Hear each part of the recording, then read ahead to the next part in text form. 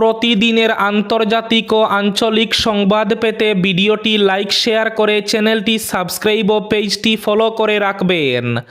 আজকের আন্তর্জাতিক ও আঞ্চলিক সংবাদে আপনাদের সবাইকে স্বাগতম। আজ হলো 14 ফেব্রুয়ারি 1 ফাল্গুন 15 সাবান শুক্রবার। আজকের খবরের প্রথমেই শিরোনাম। আজ কিছু সময় পূর্বে রাজ্যের গৌহাটিতে বরযাত্রীর গাড়ি দুর্ঘটনা, বর কনে সহ 5 জনের সঙ্গে ভয়াবহ ঘটনা। ভারতের হাতে বিশ্বের সর্বশক্তিমান যুদ্ধ বিমান তুলে দিতে চায় আমেরিকা। যুদ্ধ বিমান বিক্রির প্রস্তাব ডোনাল্ড ট্রাম্পের। শীঘ্রই লাভজনক বাণিজ্য চুক্তির কথা বললেন প্রধানমন্ত্রী নরেন্দ্র মোদী। ধেমাজি থেকে নিখোঁজ 5 পড়ুয়া আজ শিলচর রেল স্টেশন থেকে উদ্ধার। নির্বাচনী প্রতিটি বুথে বুথে প্রস্তুত হয়েছে তালিকা। এবার নতুন করে 3,88,000 লোক পাবেন নতুন সরকারি গড়। ভারতের সঙ্গে জ্বালানি চুক্তির ঘোষণা দিলেন ডোনাল্ড ট্রাম্প। বাংলাদেশ সরকার পরিবর্তনে আমেরিকা যুক্তরাষ্ট্রের হাত নেই, সাফ ঘোষণা ডোনাল্ড ট্রাম্পের। পারমাণবিক স্থাপনা 100টি ধ্বংস করলে আরও 1000 নির্মাণ করবে ইরান। ফিলিস্তিন গাজা চিরকাল গাজাবাসীর থাকবে, ঘোষণা এরদোগানের। যুদ্ধ বিরতির মধ্যেই গাজায় ইসরায়েলের বিমান হামলা। বাংলাদেশ ইস্যু আমি প্রধানমন্ত্রী নরেন্দ্র মোদীর উপরই ছেড়ে দেব, বললেন ডোনাল্ড ট্রাম্প। শবে বরাতে মদিনা মসজিদে নববীতে ঝুম বৃষ্টি। ইউক্রেনের শান্তি চুক্তির সম্ভাবনা, বিশ্ব বাজারে কমছে জ্বালানি তেলের দাম। এবার বিস্তারিত খবর। প্রথম খবর। আজ কিছু সময় পূর্বে রাজ্যের হুজাইয়ে বরযাত্রীর গাড়ি ভয়ঙ্কর দুর্ঘটনার কবলে। বর কনে সহ 5 জনের ভয়াবহ অবস্থা। আজ হুজাইয়ে বিবাহ যাত্রী বাহন দুর্ঘটনাগ্রস্ত। বর কন্যা সহ 5 জনের সঙ্গে ভয়ঙ্কর অবস্থা। হুজাইয়ের নীলবাগানে এই ভয়ঙ্কর পথ দুর্ঘটনাটি সংঘটিত হয়। দুর্ঘটনায় পতিত হয় বিবাহ যাত্রীর এই বাহন। AS01 EU 9212 নম্বরের নেক্সন বাহন দুর্ঘটনাগ্রস্ত হয়। লঙ্কা থেকে জাগি রোডের অভিমুখে ছিল ওই বিবাহ যাত্রীর বাহনটি। বর কন্যা সহ 5 জন ছিলেন ওই গাড়িতে। এতে বর কন্যা সহ 5 জন গুরুতরভাবে আহত হন। হুজাই হাম হাসপাতালে তাদের গৌহাটি প্রেরণ করা হয়েছে। তবে 5 জনেরই অবস্থা সংকটজনক বলে জানা যায়। ভারতের সঙ্গে জ্বালানি চুক্তির ঘোষণা দিলেন ডোনাল্ড ট্রাম্প। যুক্তরাষ্ট্রের কাছ থেকে আরও তেল ও গ্যাস আমদানি করবে ভারত। এ সংক্রান্ত একটি চুক্তির ঘোষণা দিয়েছেন মার্কিন প্রেসিডেন্ট ডোনাল্ড ট্রাম্প। এই চুক্তির লক্ষ্য যুক্তরাষ্ট্র ভারতের মধ্যকার বাণিজ্য ঘাটতি কমানো। যুক্তরাষ্ট্রের স্থানীয় সময়ে গতকাল বৃহস্পতিবার সফররত প্রধানমন্ত্রী নরেন্দ্র মোদী ওয়াশিংটনে মার্কিন প্রেসিডেন্ট ডোনাল্ড ট্রাম্পের সঙ্গে সাক্ষাৎ করেন।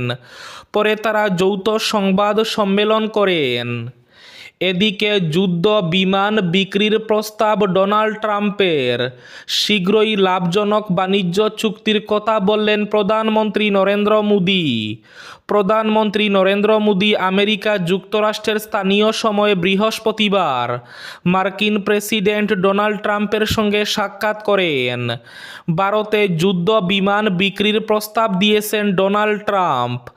আর প্রধানমন্ত্রী নরেন্দ্র মোদী দুই দেশের মধ্যে পারস্পরিক সমঝোতার ভিত্তিতে লাভজনক বাণিজ্য চুক্তি শীঘ্রই হবে বলে জানিয়ে দিয়েছেন। বাংলাদেশের সরকার পরিবর্তনে আমেরিকা যুক্তরাষ্ট্রের হাত নেই, সাফ বললেন ডোনাল্ড ট্রাম্প।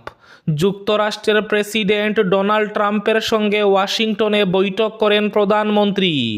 স্থানীয় সময় বৃহস্পতিবার হোয়াইট হাউসে বৈঠক অনুষ্ঠিত হয়।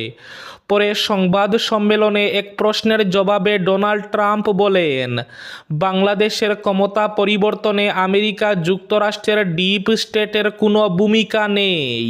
এদিকে ভারতের হাতে বিশ্বের সর্বশক্তিমান যুদ্ধ বিমান তুলে দিতে চায় আমেরিকা। দীর্ঘ প্রতীক্ষার অবসান। সদ্য নির্বাচিত মার্কিন প্রেসিডেন্ট ডোনাল্ড ট্রাম্পের সঙ্গে অবশেষে দেখা করলেন নরেন্দ্র মোদি।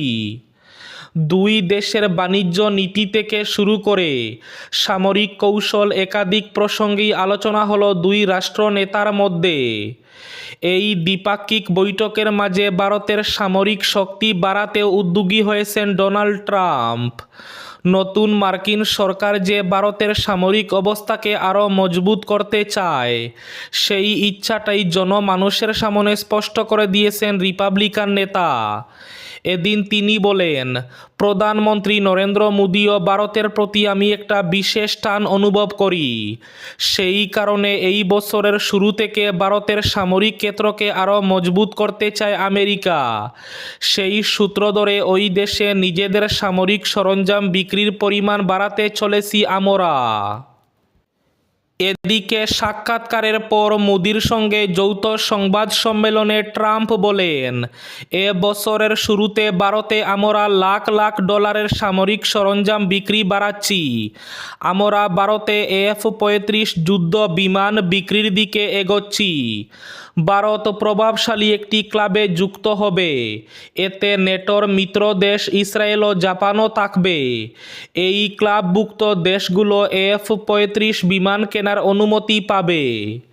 এদিকে বাংলাদেশ ইস্যু আমি মোদির উপরই ছেড়ে দেব, বললেন ডোনাল্ড ট্রাম্প।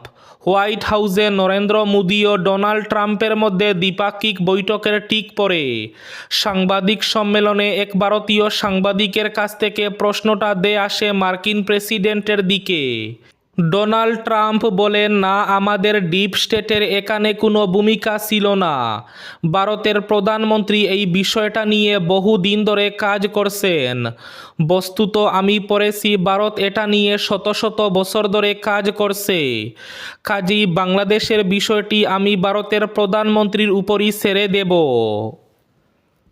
প্রতিটি নির্বাচনী বুথে প্রস্তুত হয়েছে তালিকা। শীঘ্রই আসছে নতুন 3,88,000 সরকারি ঘর।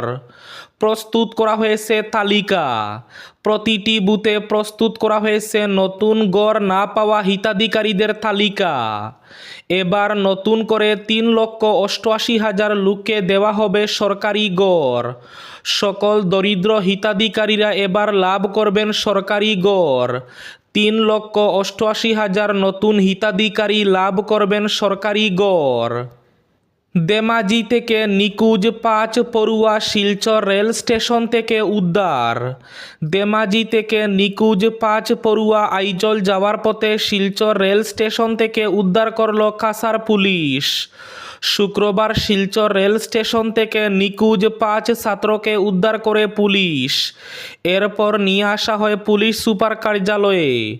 পুলিশ সুপার নোমল মাহাতো জানান, শিলচর রেল স্টেশন থেকে উদ্ধার করা হয়েছে ধেমাজির থেকে নিখোঁজ 5 ছাত্রকে।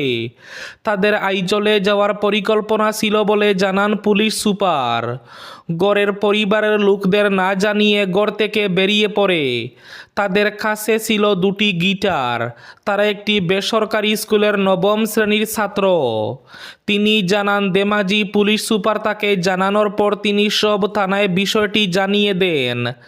আজ শুক্রবার ভোরে তিনি সদর থানার ওসিকে নিয়ে রেল স্টেশনে পৌঁছেন। এর আগে রেল পুলিশকেও অবগত করানো হয়। গোগামুখ পুলিশ স্টেশনে নিখোঁজ সংক্রান্ত এফআইআর করা হয়। পুলিশ সঞ্চালকের নির্দেশে আজ ছাত্র 5 জনকে প্রশাসনের নিরাপত্তার মধ্যে দিয়ে গৌহাটি নিয়ে যাওয়া হবে বলে জানিয়েছেন পুলিশ সুপার। পারমাণবিক স্থাপনা 100টি ধ্বংস করলে আরও 1000 নির্মাণ করবে ইরান।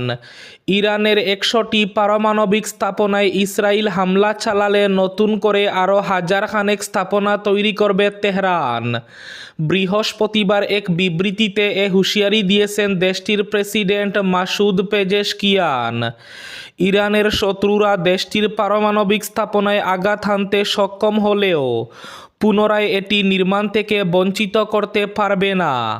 বৃহস্পতিবার এক বিবৃতিতে এমন হুঁশিয়ারি দেন ইরানের প্রেসিডেন্ট প্রেসিডেন্ট মাসুদ পেজেশকিয়ান। ফিলিস্তিন গাজা চিরকাল গাজাবাসীর থাকবে, বললেন এরদোগান। গাজা থেকে ফিলিস্তিনিদের বাস্তুচ্যুত করার মার্কিন প্রস্তাবের সমালোচনাপূর্ণ ব্যক্ত করেছে তুরস্কের প্রেসিডেন্ট রিসেপ তাইয়েপ এরদোগান। তিনি বলেছেন, গাজা সৃষ্টিকর্তার কৃপায় চিরকাল গাজাবাসীর থাকবে। বৃহস্পতিবার পাকিস্তানে এক ব্যবসায়িক ফোরামে যোগ দিয়ে তিনি একথা বলেন। খবর ডেইলি সাবহর। এরদোগান বলেন, গাজা আমাদের গাজাবাসী ভাই বোনদের এবং সৃষ্টিকর্তার ইচ্ছায় চিরকাল থাকবে। এবার শেষ খবরটি। শবে বরাতে মসজিদে নববীতে ঝুম বৃষ্টি। সৌদি আরবের পবিত্র শহর মদিনায় বৃষ্টিপাত। এই বৃষ্টিতে ভিজেছে মসজিদে নববী ও তার আশেপাশের এলাকা। দুই পবিত্র মসজিদ বিষয়ক ওয়েবসাইট ইনসাইড দ্য হারামাইন বৃহস্পতিবার তাদের ফেসবুক পেজে একটি ভিডিও প্রকাশ করেছে। এতে দেখা যাচ্ছে মসজিদ প্রাঙ্গণ বিখ্যাত সবুজ গম্বুজটি ঝুম বৃষ্টিতে ভিজছে। এদিকে আর মাত্র 14 থেকে 15 দিন পর সৌদি আরবে শুরু হবে পবিত্র রমজান মাস। এই সময়ে মক্কার কাবা শরীফে সাধারণ সময়ের চেয়ে বেশি মানুষ উমরা করতে যাবেন। আর উমরা শেষে বেশিরভাগ মুসল্লি মদিনার মসজিদে নববীতে যান। সেখানে শায়িত আছেন নবী হজরত মুহাম্মদ সাল্লাল্লাহু আলাইহি ওয়াসাল্লাম। উনার কবর জিয়ারত করা ছাড়াও মসজিদে নববীতে নামাজ পড়েন তারা।